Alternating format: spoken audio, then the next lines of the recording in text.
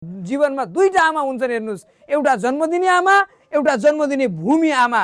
यदि मैले मेरो माटोलाई पुज्न सकिनँ भने म कहिले पनि सफल हुन सक्दिनँ। यदि मैले मेरो आमालाई मैले पुज्न सकिनँ भने म कहिले पनि सफल हुन सक्दिनँ। यिनी जो पहिला आए उनीहरूले हाम्रो आमालाई केवल भोटर कार्ड बनाए, केवल मतदाता बनाए। त्यही भएर आज यस्तो दिन आयो, छोराहरू सडकमा आएर अब उम्मेदवारी बन्नुपर्ने दिन आयो। 17 वर्षको उमेरमा मैले के अठोट राखेँ थाहा छ? अहिले ठुला ठुला यो रासोपाले बच्चा उम्मेदवार उठायो कोही भन्न होलान्।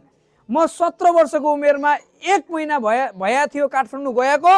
1 महिनामा 17 वर्षको उमेरमा म 1700 मान्छेलाई, कति 1700 मान्छेलाई काठमाडौँको गल्लीमा उतारेर म बदलिन्छु अनि मेरो देश बदलिन्छ भन्दै झाडु समाएर सफाई गर्न लगाउँछु भन्ने अठोट राखेँ। मेरो काम हेर्ने हो भने तपाईहरुलाई भन्लान् राजनीतिक क्षेत्रमा यसको दिज्ञता के छ भनेर।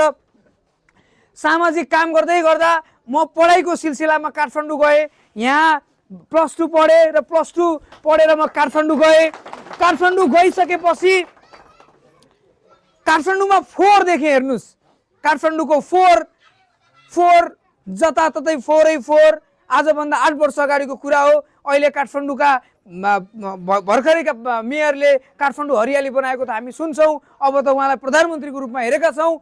त्यहाँ जाँदै गर्दा मैले देखेँ, म यो ठाउँबाट आएको सुदूरपश्चिमको मान्छे, थुप्रै सुदूरपश्चिमका मान्छे काठमाडौँ गएपछि हरेक सरकारी स्कुलमा कोही न कोही नेता खोज्छन्। हेर्नुस्, कोही न कोही युवा नेता छ कि भनेर जान्छन्, कहीँ सस्तो मिलाइदिन्छ कि कहीँ सहुलियत गरिदिन्छ कि भनेर जान्छन्। म पनि त्यहाँ जाँदै गर्दा त्यहाँ सबभन्दा पहिले स्कुलको गेट बाहिरको 4 देखेँ।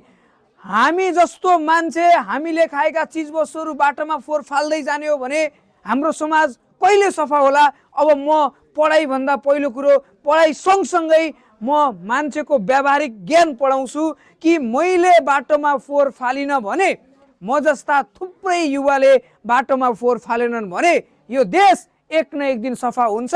त्यसका लागि सर्वप्रथम अरूलाई आरोप लाउनुभन्दा पहिले सुरुवात आफैबाट गर्नुपर्छ। पहिले म बदलिन्छु अनि मेरो देश बदलिन्छ भन्ने एउटा अभियानको सुरुवात गरेँ। त्यो बेला उमेरले म 17 वर्षको थिएँ। कति वर्षको थिएँ? 17 वर्षको उमेरमा मैले के अठोट राखेँ थाहा छ? अहिले ठुला ठुला यो रासोपाले बच्चा उम्मेदवार उठायो कोही भन्न होलान्। म 17 वर्षको उमेरमा 1 महिना भया थियो काठमाडौँ गएको। 1 महिनामा 17 वर्षको उमेरमा म 1700 मान्छेलाई, कति 1700 मान्छेलाई काठमाडौँको गल्लीमा उतारेर म बदलिन्छु अनि मेरो देश बदलिन्छ भन्दै झाडु समाएर सफाई गर्न लगाउँछु भन्ने अठोट राखेँ। 1 महिनासम्म कुदे। हेर्नुस्, धेरैले मलाई मजाकको रूपमा लिन्थे, यत्रो सानो बच्चा, त्यो पनि सुदूरपश्चिमको, यसले क्या ल्याउनु हो 1700, यसले त्यसै कुरा गर्यो भनेर भन्नेले भन्दै गरे। म आफ्नो निरन्तर काममा लाग्दै गरेँ र पौष 27 गतेको दिनमा 1700 मान्छेहरूलाई ल्याएर अब देशमा 4 टिपेर होइन, 4 नगरेर सफाई अभियानको सुरुवात गर्नुपर्छ भन्ने अभियान चलाए।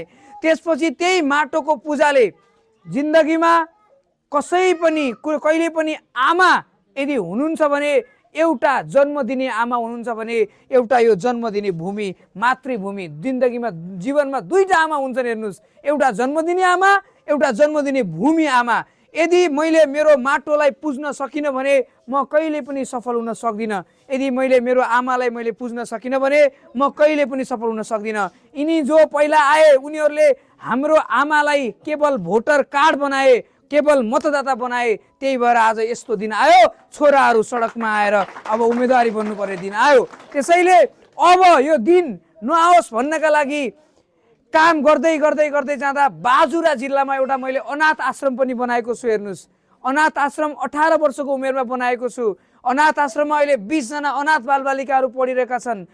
कोभिडको बेलामा काम गरियो र अनुभवको कुरामा म राजनीतिज्ञ होइन, तर सेवा गर्ने एउटा असल यो ठाउँको छोरा हुँ। र भोलिको दिनमा धेरै बोल्नुभन्दा हजुरहरूले गाउँ शहरमा घन्टी बजाइदिनुहोस्। यहाँबाट जित्दै गर्दा यो देशको प्रधानमन्त्री बालेन शाह र राष्ट्रिय स्वतन्त्र पार्टी हुँदै गर्दा यो क्षेत्रले पनि एउटा यस्तो व्यक्ति पाउनेछ जसले भाइ यहाँ यस्तो समस्या भयो, जसले भाइ यहाँ यस्तो भयो भन्दै गर्दा त्यो भाइले दाइ आमा दिदी बुवा भन्दै तपाईँलाई